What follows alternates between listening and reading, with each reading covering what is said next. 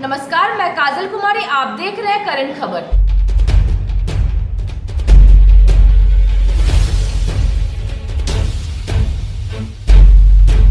साथ शिक्षा की एक ऐसी परंपरा शुरू की थी जिसका परिणाम है कि उनके पढ़ाए हुए बच्चे आज ऊंचे ऊंचे पदों पर हैं और पद पर होना उनकी सफलता नहीं है, संस्कार के साथ पद पर हैं, ये उनकी सबसे बड़ी ख्याति रही है। और यही कारण है कि जो लोग कहते हैं कि अगर किसी की ख्याति देखनी है, उपलब्धि देखनी है, तो उनके मृत्यु के बाद उनको लोग कैसे याद करते हैं, उससे उनकी ख्याति का अंदाज़ा लगता है। और आज के कार्यक्रम से आप लोगों को ये अंदाज़ा लगा होगा कि उनका समाज में योगदान किया था, उन्होंने किस तरह के संस्कार दिए। मेरा व्यक्तिगत तौर पर मैंने कभी शिक्षा उनसे तो ग्रहण नहीं की, लेकिन मेरे पिताजी के वो अभिन्न मित्र थे, मतलब यूँ कहें कि वो दो शरीर एक जान थे। और वो मेरे पिता के 2010 में गुजरने के बाद मेरे पिता के प्रतिरूप के रूप में हरी चाचा ही थे। तो एक बार 2010 में मुझे लगा कि मेरे पिता की मृत्यु हुई है, और आज पुनः 2022 में लगा कि एक पिता के जाने के बाद पिता का साया था, लेकिन वो साया भी उठ गया। जो मेरी कविता अभी मैंने जो लिखी है, जो फ्लैक्स में दर्शित है, उससे अंदाज़ा लग सकता है कि उनसे मेरी आत्मीयता कैसी थी। लेकिन सिर्फ व्यक्तिगत संबंधों के कारण यह आयोजन नहीं किया गया है। समाज में और शिक्षा के प्रति उनके योगदान के लिए, जैसा अभी कार्यक्रम के दौरान आप लोगों को जानकारी मिली होगी कि इस स्कूल से स्कॉलरशिप पाने वाले 4 में से 4 बच्चे एक समय होता था कि इनके पढ़ाए हुए बच्चे होते थे। मतलब शिक्षा में अनुशासन, शिक्षा में संस्कार, शिक्षा में सरोकार, ये कैसे दिया जाए, ये स्वर्गीय हरिप्रसाद झा एक मिसाल है। और ये कार्यक्रम इसलिए आयोजित किया गया ताकि बच्चे भी उनके जीवन के बारे में जान पाए, उनसे प्रेरणा ले पाए, और वर्तमान के शिक्षक के लिए भी उनको जानना, उनके जीवन को जानना जरूरी है, ताकि शिक्षक उस परंपरा और संस्कार के साथ बच्चों को पढ़ाएं, ताकि बच्चे एक ऊंचे मुकाम तक पहुंचे, जैसे स्वर्गीय हरिप्रसाद झा के पढ़ाए हुए बच्चे ऊंचे मुकाम तक पहुंचे। आपने कार्यक्रम की शुरुआत में कहा कि जिसको जितना सम्मान मिलना चाहिए प्रशासनिक रूप से उतना नहीं मिल पाता है, तो क्या कहीं ना कहीं खेद रह जाता है इस तरह की कार्यक्रम? देखिए, मुझे नहीं कहना चाहिए, लेकिन जो हकीकत है वो हम न कहें, कोई और कहेगा। हरिप्रसाद झा का जिस तरीके का योगदान था, उनको राष्ट्रपति पुरस्कार बहुत पहले मिल जाना चाहिए था। पहले तो नहीं मिला, लेकिन कभी नहीं मिला। ये चीज़ें कचोटती हैं। जैसे मुझे आज के कार्यक्रम के लिए भी मैंने डीएससी को कहा, मैंने डीसी महोदय से आग्रह किया, हालांकि बाद में एसएफ आए, वीडियो साहब आए, लेकिन प्रशासन को जो ऐसे मेरी अपील होगी प्रशासन से भी, सरकार से भी, कि समाज में जो आदर्श के रूप में स्थापित हैं, उनकी जीवनी, उनके बारे में आज के बच्चे जानें, ताकि जो समाज में वैमनस्यता बढ़ रही है, समाज में जिस तरीके के संस्कार की कमी आ रही है, इसीलिए इस तरह की अमानवीय घटनाओं की जानकारी मीडिया में आती है। ऐसे ऐसे कृत्य हो रहे हैं जैसे कृत्यों की कल्पना हम लोग नहीं कर सकते थे। ऐसे कृत्य हो रहे हैं। ऐसे कृत्य क्यों हो रहे हैं? ऐसे कृत्य इसलिए हो रहे हैं कि समाज से संस्कार का हरण हो रहा है, और ये हरण इसलिए हो रहा है कि समाज के अच्छे व्यक्ति कैसे बनाए जाए, समाज निर्माण के प्रति योगदान देने वालों को वो सम्मान नहीं मिल रहा है, उनके बारे में नहीं बताया जा रहा है। ये बताया जाना चाहिए जिससे समाज का वो निर्माण हो पाए जो निर्माण पहले होता था, और जो गिरावट आ रही है उस गिरावट में कमी आ पाए। एक सवाल है कि शिक्षण को जो जीविकोपार्जन का एक माध्यम समझते हैं और व्यवसाय के रूप में देखते हैं, तो ऐसे परिवेश में क्या हरिप्रसाद जैसे झा जैसे लोग सामने आ पाएंगे दोबारा? क्या लगता है? देखिए, ऐसा है कि अपवाद आज भी है, अपवाद कल भी था। जब स्वर्गीय हरिप्रसाद झा जी शिक्षक थे, उस समय भी ट्यूशन पढ़ाने वाले शिक्षक हुआ करते थे। आज भी अपवाद के शिक्षक हैं, आज भी ट्यूशन पढ़ाने वाले शिक्षक हैं।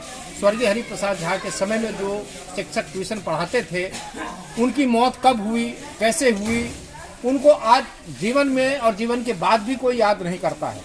स्वर्गीय हरिप्रसाद झा आज क्यों याद किए जा रहे हैं? कि उन्होंने कभी भी पेशेवर शिक्षक के रूप में खुद को स्थापित नहीं किया। उन्होंने एक जो शिक्षक का असल स्वरूप होता है, असल रूप होता है, जिसको पैसे से मतलब न हो, तो वो उन्होंने उस तरह का जीवन जिया। तो आज हम लोग याद कर रहे हैं, इतनी बड़ी सभा कर रहे हैं। आज के भी वो शिक्षक जो पैसे के पीछे भाग रहे हैं उनको वो कहते हैं कि बच्चे खराब हो गए, बच्चों में अनुशासन नहीं है, सम्मान नहीं मिलता है। अरे आप जब पैसे के पीछे भाग रहे हैं तो बच्चे आपको सम्मान कैसे देंगे? आज भी वैसे शिक्षक हैं जो आज भी पैसे के पीछे नहीं भागते हैं, उनको आज भी सम्मान मिल रहा है, उनको जीवन के बाद भी सम्मान मिलेगा। हरिप्रसाद झा से लोगों को सीख लेनी चाहिए कि पैसे से सब कुछ खरीदा जा सकता है, लेकिन सम्मान नहीं खरीदा जा सकता है, श्रद्धा नहीं खरीदी जा सकती है। स्वर्गीय हरिप्रसाद झा ने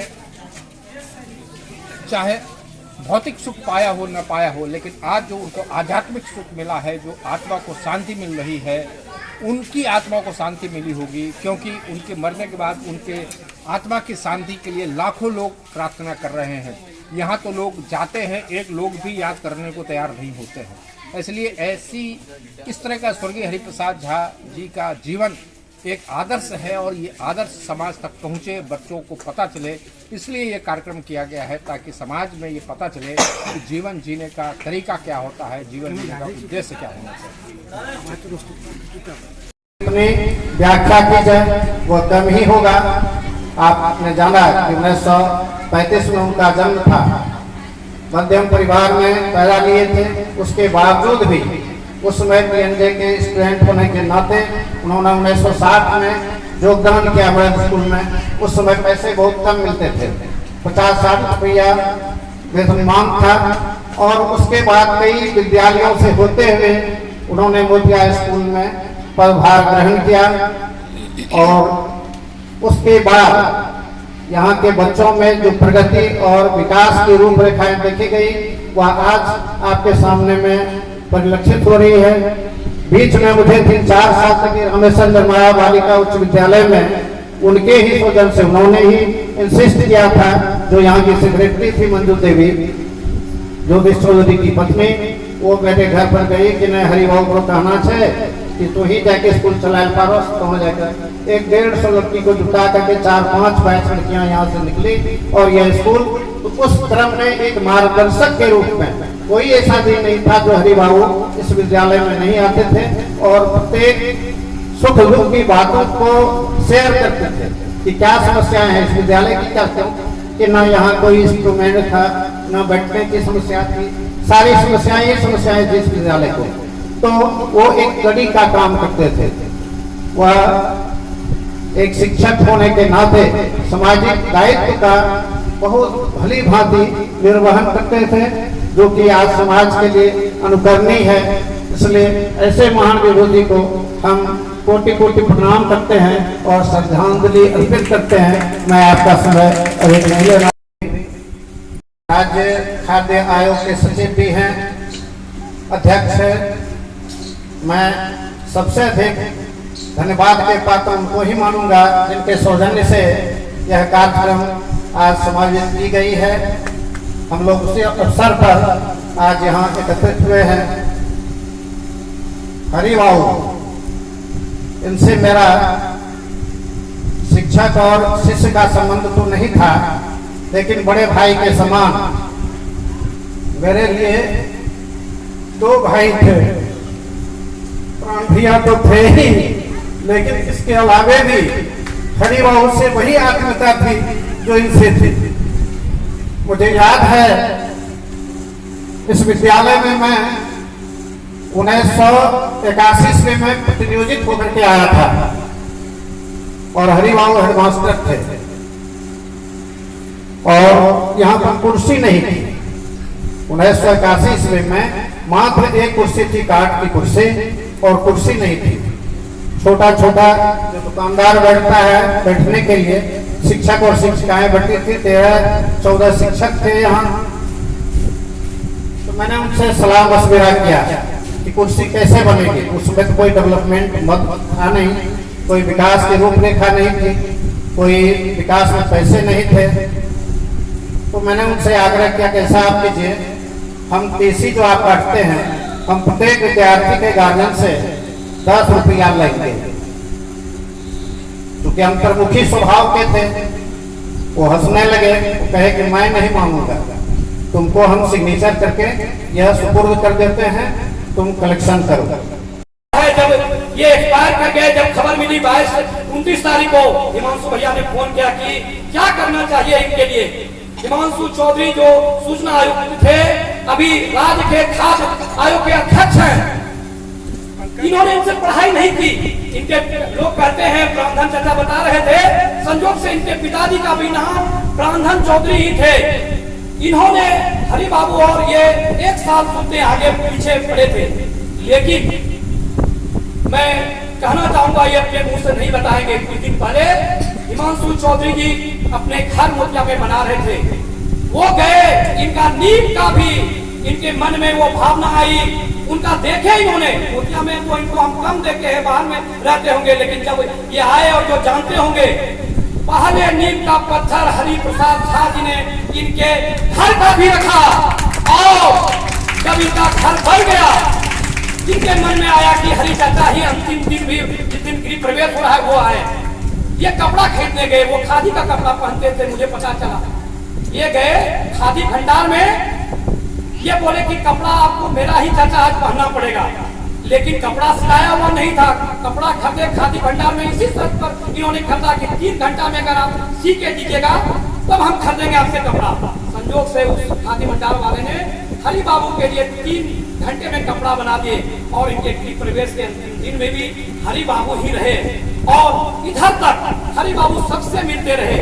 मैं 5 सितंबर को हर साल हरि बाबू से मिलने आता था, कुछ कपड़ा कुछ लेके इनके पास आता था, लेकिन ये हिम्मत नहीं होती कि एक बार कहे कि सर सिलाई का कपड़ा ले रखो पैसा। मैं उस बच्चे की तरह लगता था, उनके सामने मैं 4th क्लास में फिर चला गया और मैं रख दिया। इसीलिए उनके भय से मैं हीरा प्रसाद झा जो उनके साथ रोज टहलने जाते थे, मैं उनको लेके इनके पास आता था कि सर कुछ नहीं कर दे कि क्यों तुम कपड़ा लाया, क्यों तुम किया। अभी भी सर का इतना भय और इतना दिल में सम्मान था। मैं आया 5 सितंबर 2022 को सर से बात उनके घर में उनकी बड़ी बहू ने करवाया मुझसे, बोला मैं आ रहा हूँ दुर्गा पूजा में, मैं एकदम स्वस्थ हूँ। लेकिन संजोग है कि दुर्गा पूजा तो शुरू हो गया, वो दुर्गा पूजा में जरूर आए, लेकिन इस रूप में नहीं आए कि जो हमसे वो बात कर सके। उन्होंने रांची में अपने छोटे बेटे शांतनु के यहाँ अपनी आंखें मूंद ली। मैं यही कहूँगा, हरि प्रसाद झा ऐसे लोग से हमें ये शिक्षा लेनी चाहिए कि हम समाज के लिए कुछ करें, उस बच्चों के लिए कुछ करें जो उनके गुजरने के बाद भी हमें याद करें। आप वही आदमी महान है जिसके गुजरने के बाद भी लोग याद करते हैं। हरि प्रसाद झा कभी मर नहीं सकते, वो अमर है, अमर है, अमर है। यही कहकर मैं अपना वक्तव्य समाप्त करता हूँ। हरि प्रसाद झा का जिस तरीके का योगदान था, उनको राष्ट्रपति पुरस्कार बहुत पहले मिल जाना चाहिए था। पहले तो नहीं मिला, लेकिन कभी नहीं मिला। ये चीज़ें कचोटती हैं।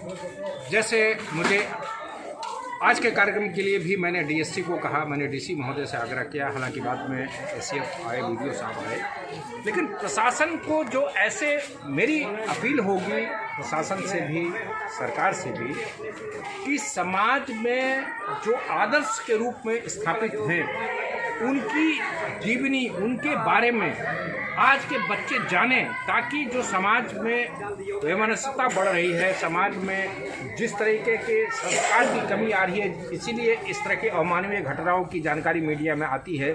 ऐसे ऐसे कृत्य हो रहे हैं जैसे कृत्यों की कल्पना हम लोग नहीं कर सकते थे। ऐसे कृत्य हो रहे हैं। ऐसे कृत्य क्यों हो रहे हैं? ऐसे कृत्य इसलिए हो रहे हैं कि समाज से संस्कार का हरण हो रहा है, और ये हरण इसलिए हो रहा है कि समाज के अच्छे व्यक्ति कैसे बनाए जाए, समाज निर्माण के प्रति योगदान देने वालों को वो सम्मान नहीं मिल रहा है, उनके बारे में नहीं बताया जा रहा है। ये बताया जाना चाहिए जिससे समाज का वो निर्माण हो पाए जो निर्माण पहले होता था, और जो गिरावट आ रही है उस गिरावट में कमी आ पाए।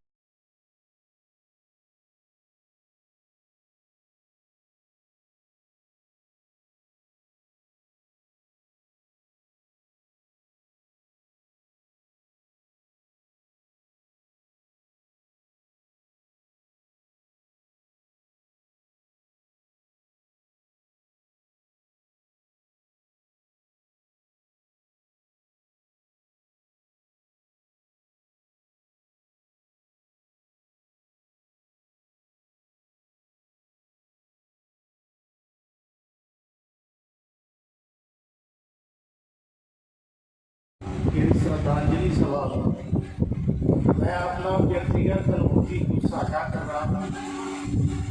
वो एक कुशल व्यक्तित्व के छवि थे, कुशल प्रशासक थे, अध्यापक थे। बहुत पहले की बात है, उन्होंने हमको बुलाया, बोले एक कागज में 3 बार लिखा जा सकता है, तो लिख सकते हो? मैंने कहा नहीं, ऐसा तो नहीं होगा। बोले एकदम होगा, तुम लिखो। एक सफेद कागज, एक पेंसिल और एक रबर स्थापन के लिए। बोले इसमें राम राम लिखो। मैंने लिख दिया। बोले पेंसिल से मिटा दिया। बोले फिर दोबारा लिखो, फिर वही राम राम लिखो, फिर लिखो। बोला 2 बार हुआ, अब पेंसिल से फिर लिखा, तीसरी बार पेन से लिखो। एक सादा पेपर पर 3 बार भी लिख सकते। उन्होंने ये समझाया कि यदि कागज का अभाव हो तो इस मेथड से भी पढ़ा जा सकता है। कुछ समय के बाद वो ऐसे बोले, हेलो, 2 शब्द हिंदी का हम तुमसे पूछते हैं, एक चक्षुश्रवा और एक कुछ लिंगल का संधि विच्छेद बताओ और चक्षुश्रवा लिख के बताओ। दोनों लिख के बता दिए। लिंगल का भी संधि विच्छेद लिखे और चक्षुश्रवा लिख करके उनको दिखाए। बोले आंख बंद करिए। अर्थात 5 मिनट तक हमारा सुनते रहे। जो नहीं उनको जानकारी है, वाजिब है। वो अपने व्यक्तित्व से जन में लोकप्रिय रहे। हमने उनको मॉर्निंग वॉक में देखा, भगवती मंदिर के पास बच्चे दौड़ करके जा रहे थे। छोटे छोटे बच्चे दौड़ रहे हैं। हमको लगा कि आखिर लोग क्या दौड़ रहे थे। देखिए वो खड़े थे और सब बच्चे उनको प्रणाम करते थे। कोई कहता था पीठ छोड़ करके आशीर्वाद हो, कोई कहता था बाबा उंगली में दहन जुड़ा था। इस तरह उनको सम्मान हर गली में मिलता था। कुछ दिन वो मेरे घर के पास गए और फिर महाराज प्रणाम किए।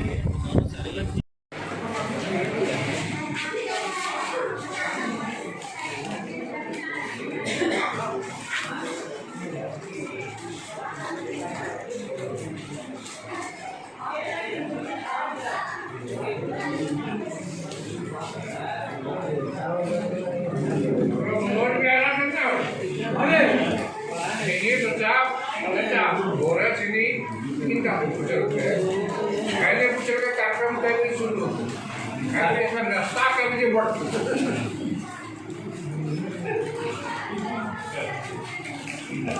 सही समय पहुंची गए हो।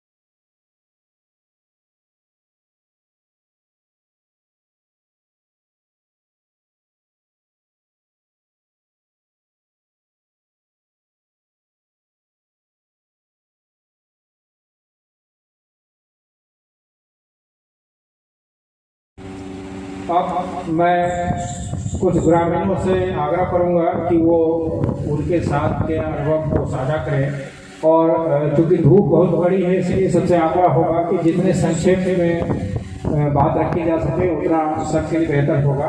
इस कड़ी में मैं सबसे पहले आग्रह करूंगा राष्ट्रपति पुरस्कार से सम्मानित माधव पाल चौधरी जी से कि वो अपने अनुभव साझा करेंगे।